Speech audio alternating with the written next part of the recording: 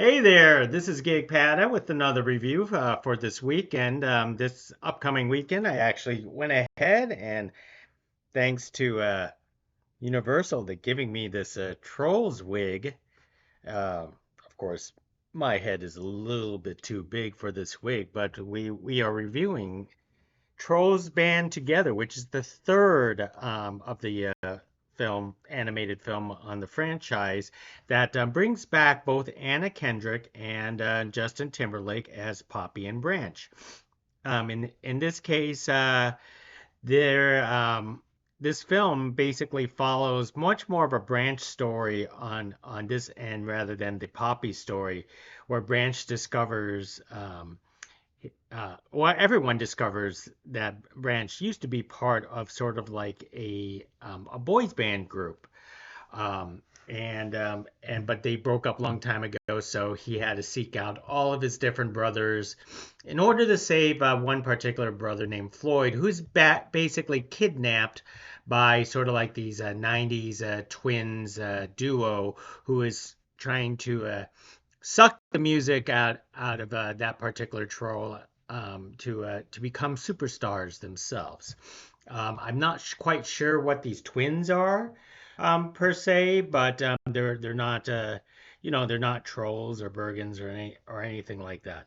And then Poppy along is like along for the ride, and she also discovers someone along the way in their journey too.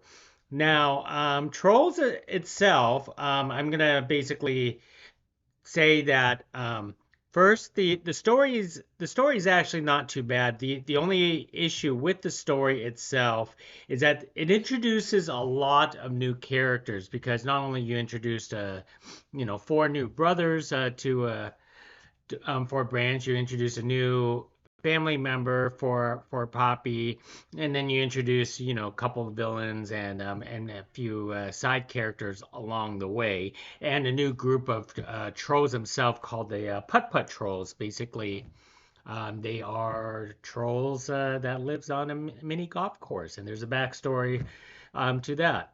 So the issue with this is that it's actually hard to keep track of all the players, but it's not the villains or the side characters actually involved. It's just basically trying to figure out the other brothers because you will remember the brothers Floyd and I want to say John Dory. See, I have to take a look at notes, but Spruce and Clay, I barely remember while watching the movie. But we don't really watch the film for the movie, but we do actually watch the film, the Trolls film, because of the music. And the music is it's quite creative. It is quite upbeat, very happy, and it's like putting a jukebox on random. And there are some pretty good remixes, and you want to sing and dance along with it. In addition, Justin Timberlake being along with the composer that he worked with, Justin Timberlake came up with a new song and reunited in sync. The song titled is "Take You to a Better Place," and that's actually being played on the radio right now. So you can actually listen to it. It's a very, very good song for in that aspect. So the music and everything is quite entertaining, and that's what it makes.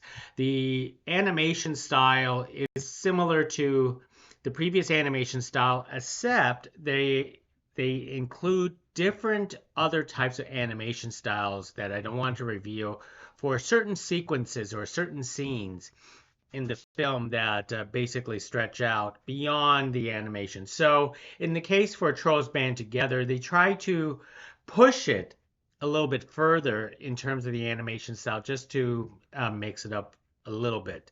And it kind of works out in its own way because you don't want to sit around and be inundated with the same similar animation styles over and over again that we actually understand.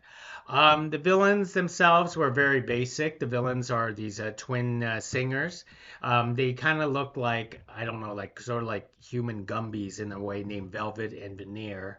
Um, and they just try to they want to be superstars, so they need the trolls to steal their powers to become better singers and better performers and so on. So you kind of have an idea where all of this is going to, because one of the trolls has been kidnapped at the beginning of the film, and it takes Branch and Poppy to unite all the brothers and try to save the surviving the kidnapped troll named Floyd that is being held at sort of like I want to say like a giant nightclub city called Mount Rages.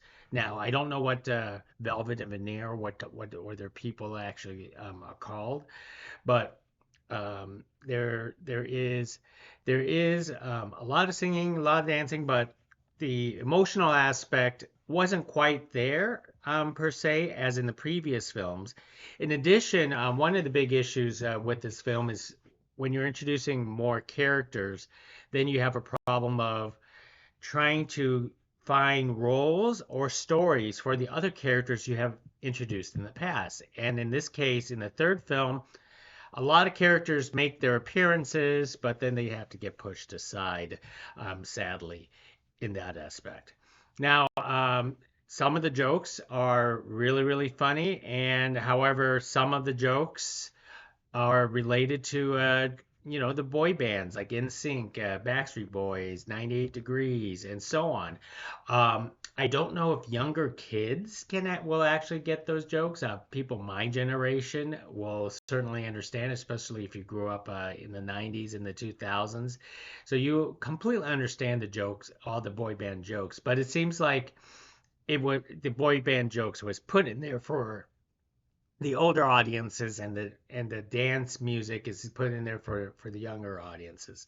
So in that aspect, this film is entertaining to a certain point. It's not as emotional, like you don't have the so-called draw into the characters as it was in the previous films, but nonetheless, it is fun, it is entertaining, and if you take kids to watch it, they will certainly enjoy it. And you will certainly enjoy this film more than whatever wig that I actually have that's starting to fall apart as I'm actually doing this review. So I hope you actually enjoy my review for Trolls Band Together. If I have to give a final grade, I would actually give it a B minus. So go ahead and check it out. Leave comments, likes, or subscription, and let us know what you think about Trolls Band Together after you finish watching the film. So until next time.